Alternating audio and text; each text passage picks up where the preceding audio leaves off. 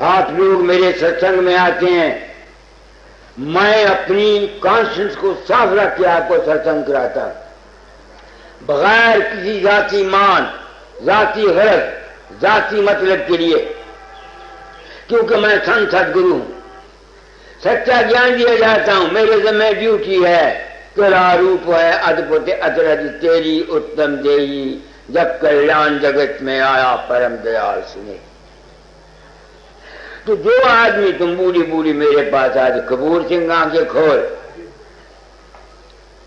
सारी उम्र तुम सत्संगी बने रहे, अगर तुम्हारा आखिरी समय तक तुम्हारा प्रेम फकीर चंद की देह के साथ, बाबा सावन सिंह की देह के साथ, या किसी मंदिर के साथ, आदमी असूल की दावत के साथ, मकान के साथ है, तुमने लाख जिंदगी में तप किया हुआ है, गुरु की सेवा की हुई है, गुरु के थूक खाए हुए हैं, पांव चाटे हुए हैं, मत उम्मीद करो कि तुम इस ग्रेविटी या भूलोक के मंदिर से तुम बाहर जा सकते हो। समय तो लाल सिंह, अमर सिंह, मास्टर मोहन लाल, जो आदमी मुंशी राम, जो आदमी मेरे से प्रेम करते हैं, उनसे मैं अपनी ड्यूटी नारायण दास वाला जितने अपना फर्ज पूरा कर देना चाहता हूं। गुरु की दया है क्या? तुम समझो गुरु ने फूंक मारी है, नादानो तुम भूल में हो। जब दया गुरु की हुई, निश्चय की शक्ति मिल गई, निवलता जाती रही और बल की शक्ति मिल गई। आ गए सत्संग में और संग सत का हो गया, दुर्मति जाती रही और समति की शक्ति मिल गई। क्या कहा? तो आज मैंने सत्संग दिया था आपको, मेरे दिल में ख्वाहिश था, कबीर पंथू के साधु के मरने के ख्याल से हम लोग साधु हो जाते हैं। तुम हमारे भगवे कपड़े को देखते हो, हमारी दाढ़ी को देखते हो, हमारी बातों को देखते हो, तुम बेवकूफ बन के लुटे जा रहे हो, तुमको मिलता कुछ नहीं, मगर तुम लोगों को पागल बने हुए फिरते हो। अब वो बेचारा 11,000 था, 10 साल में उसने 11,000 उस वक्त था, 10 साल में 10,000 रुपया और कमाया, उसने खाया भी हुआ, कहां से लिया? बस बातें करना मेरी इतना जानता था, भगवे कपड़े पहने हुए थे, जो आता तो आज मैं उसकी क्रिया करना चाहता। नरसिंह दास की आत्मा, अगर तू यहां कहीं है, मेरा सत्संग सुन, अपनी आग घन प्रकाश और शब्द में जा। बस मुझे क्या पता वो सुनता है कि नहीं सुनता। लोग कहते हैं कि सूक्ष्म शरीर निकलता है, स्थान साबित करती है, होगा, तो इसलिए मैं उसकी आज क्रियाकर्म करता हूं और उसके फोटो ली हुई है। मैं चाहता हूं ये फोटो इस मेरे सत्संग के साथ मानव मंदिर में छपे, क्योंकि उसने अपने रिश्तेदारों का कोई पता नहीं दिया। अस्पताल वाले ने पूछा तेरे गुरु का बाप का क्या नाम है? वो कहता गुरु। अगर कोई रिश्तेदार है तो वो अपना सबूत दे करके पंजाब नेशनल बैंक से 19,000 रुपया वो ले सकता है। उनकी कॉपी हमारे पास पड़ी है, बैंक वाले तो लेते नहीं, हम साल पर रखेंगे नहीं, फिर पार डालेंगे। इस वास्ते ये सत्संग दे रहा है। बाकी जो कुछ सदगुरु की महिमा है, जो सदगुरु करता है, जो सदगुरु की ड्यूटी है, कैसे वो जीवों को पार करता है, मैंने वो बता दिया। मगर चूंकि हर एक आदमी इस ख्याल से जीव के पास, गुरु के पास नहीं जाता, इस ख्याल के लिए गुरु के पास पहुंचा गए, उसके लिए और तरीका है।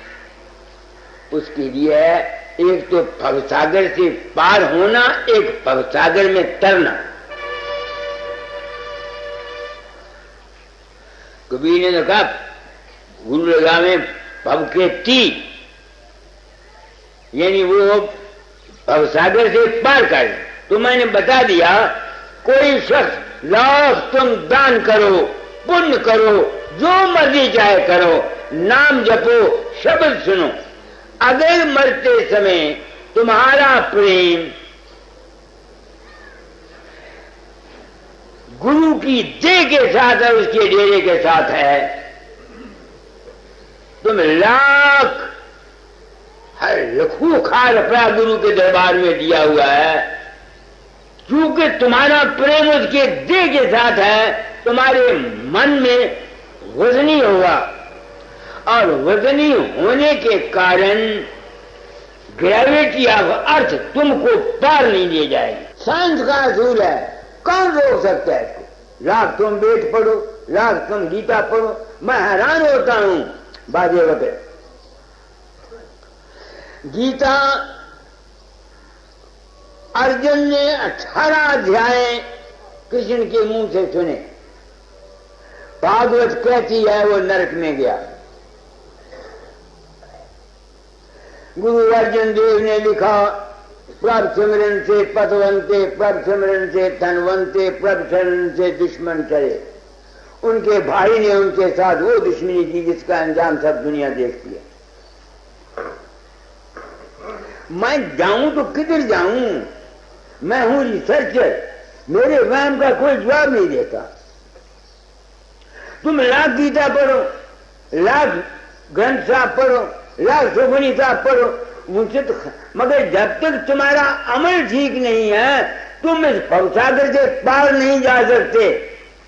आसान तरकीब बता दी मैंने साइंस के कि मरने से पहले अपने मन के अंतर से, सुनता पुरुषोत्तम दास, किसी भी असूल पदार्थ से, बाप बेटा भाई गुरु की देह या मंदिर या मस्जिद या मक्का या अगर तुम रखोगे तो साइंटिफिकली साबित हो गया कि तुम्हारा मन भारा होगा, शरीर वो ग्रेविटी अर्थ तुमको खींचेगी, तुम पार नहीं जा सकते। तो मैंने आज अपनी ड्यूटी संत सदगुरु वक्त होने की पूरी कर दी संसार के लिए। पढ़ो कबीर का पहला शब्द क्या है? मुझसे कोई ना आया मैं तो चाय पी लूं। उठते कोई न आया, जासे पूछूं जाए, इतते सब कोई जात है, भार लदाए लदाए। उठते सतगुर आया, जाकी मत बुद्धि ढेर, भव सागर के जीव को खेल गावे ती। कैसे गुरु लगाता है मुझको नहीं पता, कबीर साहब को पता होगा कि वो अपने चेलों को कैसे पार कराता है, मुझे नहीं पता। दाता दास कैसे अपने चेलों को पार कराते होंगे, मुझे नहीं पता। मुझे तो उन्होंने सच्चे सतगुरु को मिलने के लिए आप लोगों की सेवा दी थी और कहा था तुझको सच्चा सतगुरु सत्संगियों के रूप में मिलेगा, तेरा बेड़ा पार करेगा, तू सच्चा आदमी है, शायद आरों की भी तार के ले जाए। अब मैं कहता हूं कि जो आदमी परमार्थ के ख्याल से मेरे पास आते हैं, अगर वो मेरी बात को समझ जाएं, उस पर अमल करें, वो कभी भवसागर में नहीं आएंगे, बच जाएंगे। बेशक तुमने कोई साधन नहीं किया ना सही। अरे गुरु मिला तो कहा कमाना हो। जिसको गुरु मिल जाता है, पूरा सतगुरु भेटिया पूरी पाई मत, हसंदिया खलंदिया रुचे पाई मुक्त। झूठ है। पूरा सतगुरु में पूरी समझ, पूरा ज्ञान में दे चला आप लोगों को नहीं, तमाम मानव जाति को दे चला। अब मैं जाऊंगा अमेरिका, वहां यही कुछ कहूंगा क्योंकि मेरे जिम्मे ड्यूटी है, मैं जाऊंगा अगर जिंदा रहा तो। आगे पढ़ो, 2-4 कड़ियां पढ़ दो, मैं चाय पी लूं। अब हम चले अमरपुरे, तारे टूरे टाट, आवन होए सो आई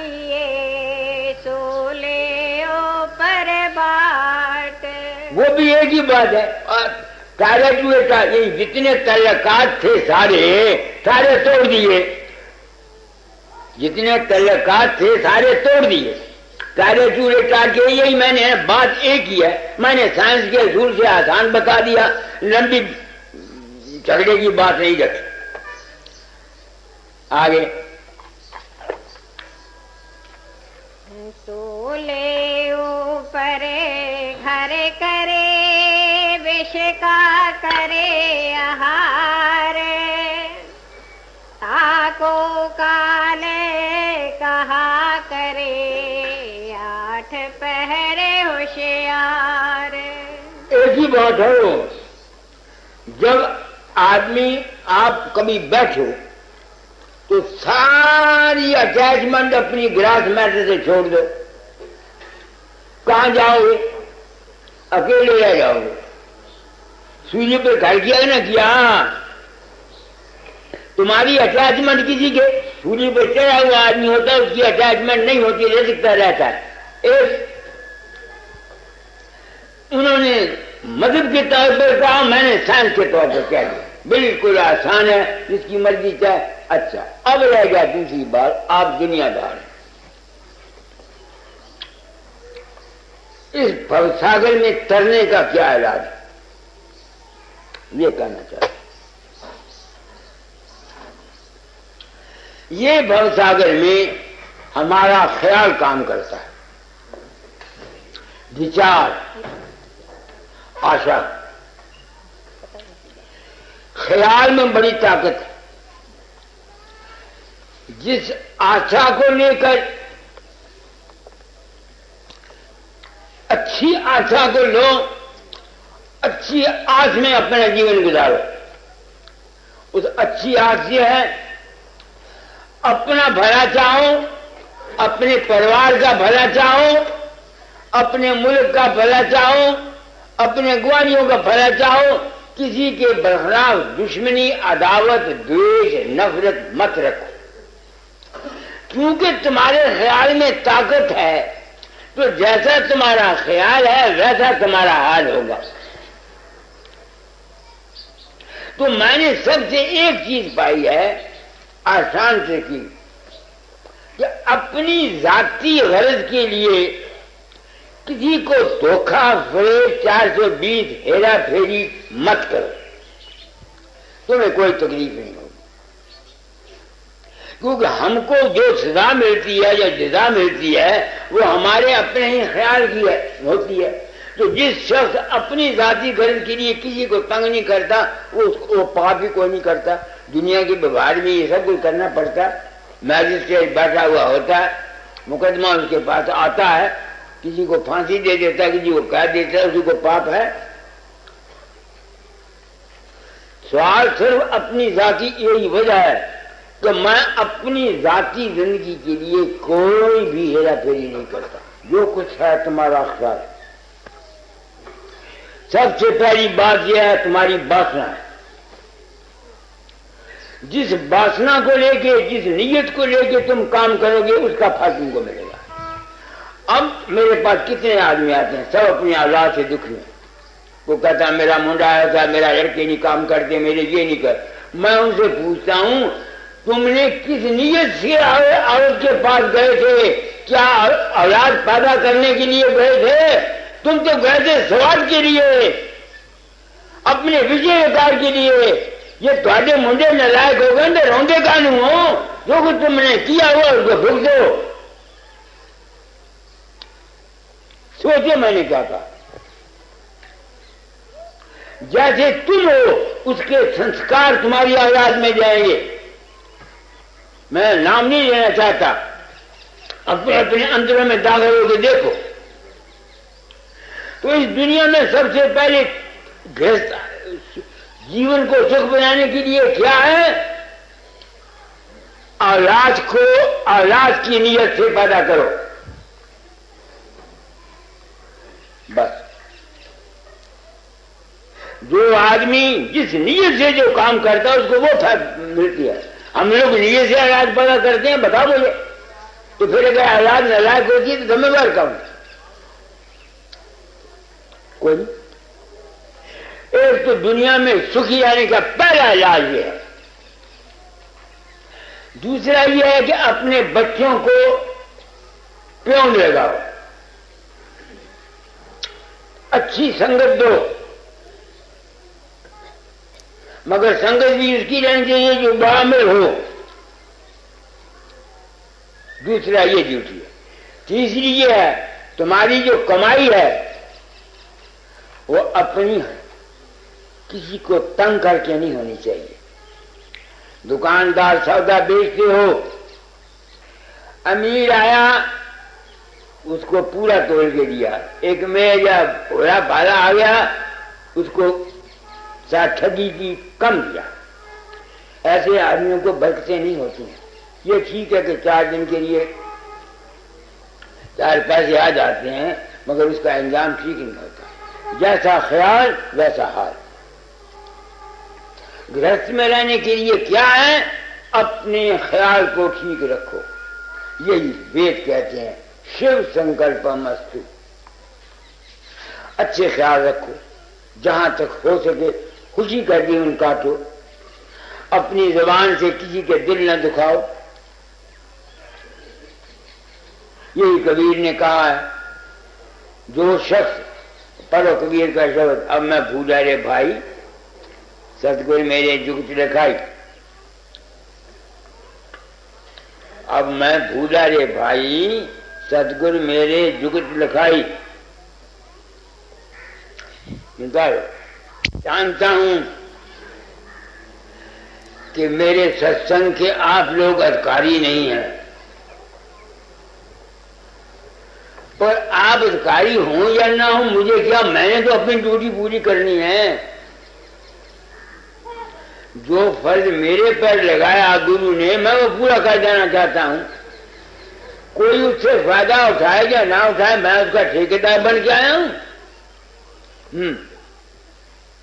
अब मैं भोला रे भाई, अब मैं भोला रे भाई, मेरे सतगुरु जुगत लिखाई। अब मैं भोला रे भाई, किरिया कर में 4 में छाड़ा छाड़ा तीर्थ का नहाना। सगरे दुनिया भय से आने, मैं ही एक बौराना। अब मैं भोला रे भाई, अब मैं भोला रे भाई, ना मैं जानो सेव बंदगी, ना मैं घंट बजाई, ना मैं मूरत धरे सिंहासन, ना मैं पहक चढ़ाई। अब मैं भोला रे भाई, जो ये मूरत मुख से बोले करिए स्नान नहवाई। 5 टका हम देते ठटेरे, एक ही हाँ ले आई। अब मैं भोला रे भाई। अपना धर्म जो निभाता है और इसका जो फर्ज है वो अपनी ड्यूटी पूरी करे। खान का जो फर्ज है अपनी ड्यूटी पूरी करे, लड़के का जो फर्ज है अपनी ड्यूटी पूरी करे।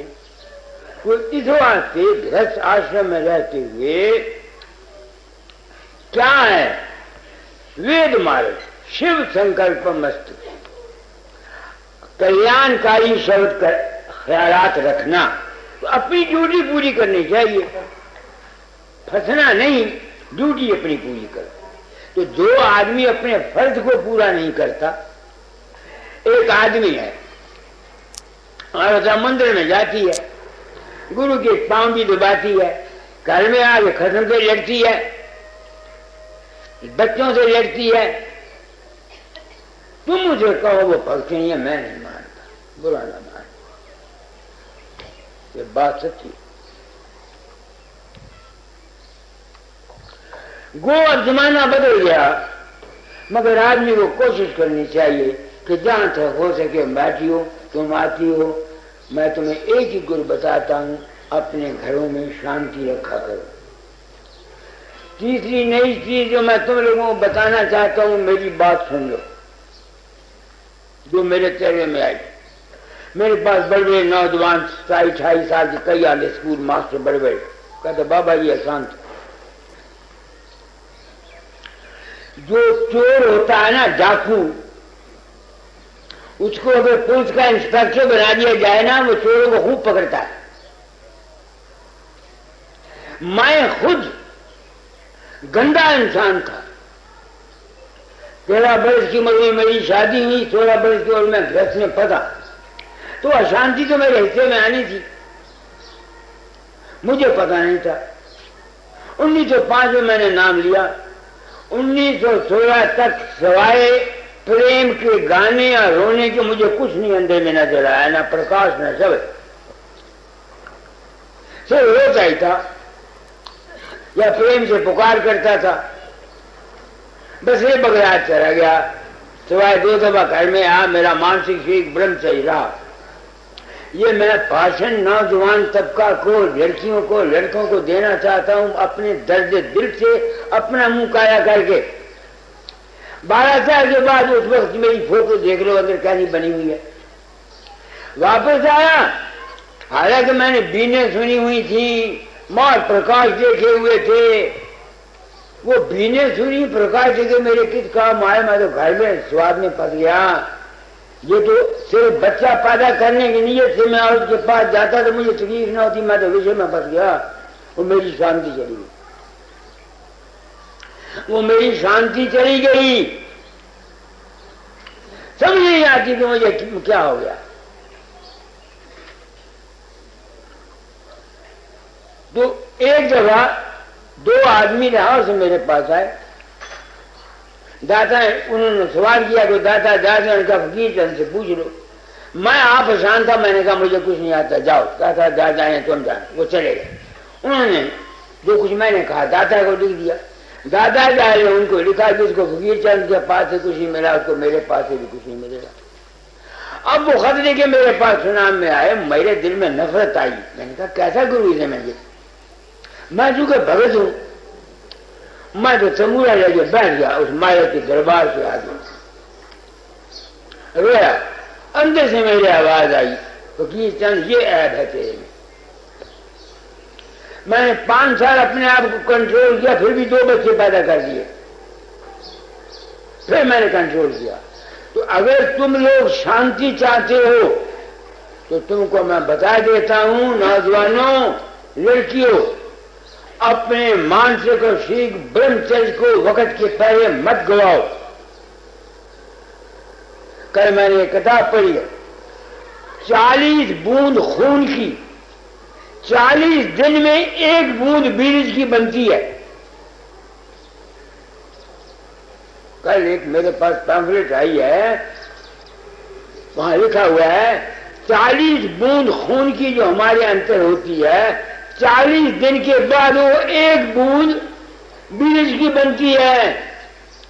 अब जो आदमी, लड़का या लड़की अगर अपने ब्रह्मचर्य को बेरा फायदा अपने स्वाद के लिए जाहिर करते हैं, वो बताओ वो कितने अपने खून को राया करते हैं। फिर अगर उनके मन में अशांति ना आए तो आए किसको? फिर उनको अगर अशांति ना आए तो आए किसको? अशांति का मेन कारण यही है कि हमारे खून में कमी होती है। जो बच्चा छोटा ज्यादा कमजोर होता है, माँ बाप को पूछो, हर वक्त रोता रहता है, हर वक्त रोता रहता है। और जो बच्चा तगड़ा, जो को खुश रहता है, हर वक्त हंसता रहता है। यही बात हमारी स्वास्थ्य से, क्योंकि मेरे घर में ड्यूटी थी। दाता ने कहा था तालीम को बदल देना। दाता मुझे नहीं पता मैंने क्या किया, आपने हुक्म दिया तालीम बदल जाना। मैंने जो जिंदगी में खुद अनुभव किया मैंने वो कहा। मुझे नहीं पता दोस्तों, मैंने गलत कहता हूं या ठीक कहता हूं, मेरा कोई दावा नहीं। मैं तो कर्म का मारा हुआ हूं, गुरु का ऋण पूरा करना था। मैंने उन्होंने कहा था फकीर चौड़ा छोड़ने से पहले तालीम बदल जाना। मैंने जो समझा वो कहा। हो सकता मैंने जो कुछ समझा वो सारा गलत हो, मुझे कोई अफसोस नहीं। मुझे गुरु बनने की हवस नहीं थी।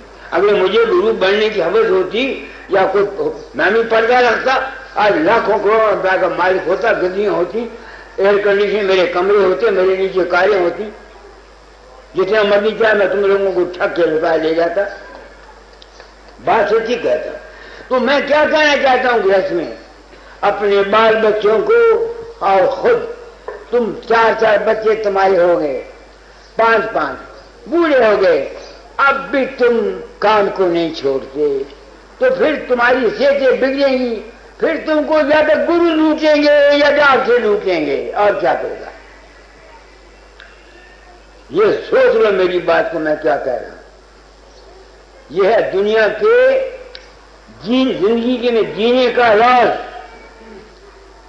शिव संकल्प रखो, अपनी सेहत का ख्याल रखो, विषाविकार कम करो, अपनी औलाद को ठीक बनाओ, मगर तुम बना कर ले सकते हो। जैसे तुम हो वैसी तुम्हारी औलाद होगी। मियाँ बीवी रोज लड़ते रहते हैं घर में, उनकी लड़कियां होती हैं, देखती हैं, वो मुंह से नहीं बोलती, जब खसरों घर में जाएंगी वो भी खसरों के साथ लड़ेंगी, वो भी लड़ेंगी। तो अगर तुम औलाद को संभालना चाहते हो तो पहले अपने आप को ठीक करो। बस अगर तुम ठीक हो तो फिर तुम्हारी औलाद भी ठीक हो जाएगी। मैंने एक लड़का इस तरह से पैदा किया और मुझे आज दिन तक कोई तकलीफ नहीं हुई। बाकी औलाद मैंने भी वैसी पैदा की जैसे तुमने पैदा की, जैसे तुमने गलतियां खाई वैसे मैंने भी गलतियां खाई, मगर मेरा शुक्र मालिक का वो मर गई। अच्छा हुआ, अच्छा हुआ वो मर गई, नहीं तो दुनिया में खबर मुकाया करती मेरा। क्या काम है, क्या टाइम हो गया? 9 बज गए। आप भी शुरू किया था? हाँ जी, 1 घंटा हुआ। तो मैंने आपको कोई कसर बाकी छोड़ी नहीं, सब कुछ। और रस में रहने के लिए मैंने आपको कबीर का शब्द सुना दिया, अगली कड़ी वो भी सुना दो। कहे को शब्द बाद को त्यागे छाड़े गर्भ गुमाना, सतनाम ताही को मिली है कहे कबीर सुजाना। अब मैं भोला रे भाई, अब मैं भोला रे भाई। अब देखो कबीर क्या कहता है, सतनाम उसको मिलेगा जो शब्द को सहेगा, किसी की बात की सख्त बात को बर्दाश्त करने वाला जो होगा वो सहेगा। अगर वो नहीं सहता, गुस्सा करता है, नारे बढ़ता है या ठोकता है, वो सतनाम को नहीं पढ़ा सकता। बेशक बाबे वकील को 10,000 रुपया दे दो, ये अमली जिंदगी है। मैं तुम लोग कपूर सिंह, तुम लोग जो बड़े मेजर बख्शीश सिंह, या तुम लोग जितने मेरे पास आते हो परमार्थ के ख्याल से, लाल सिंह वगैरह, मैं अपनी ड्यूटी पूरी कर देना चाहता हूं ताकि मेरी आत्मा पर गुरु बनने का कोई पाप न लगे। अगर अब मैंने बहुत कुछ आपको कह दिया, अब आरती कर दिया।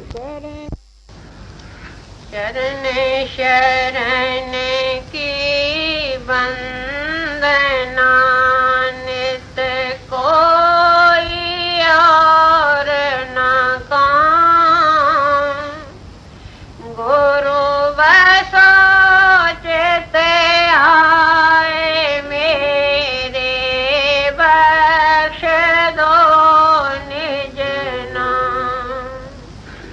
तेरी शरणागत हुआ जब किस की राखूं आस, तो तेरी दया की जग से न होगा। रो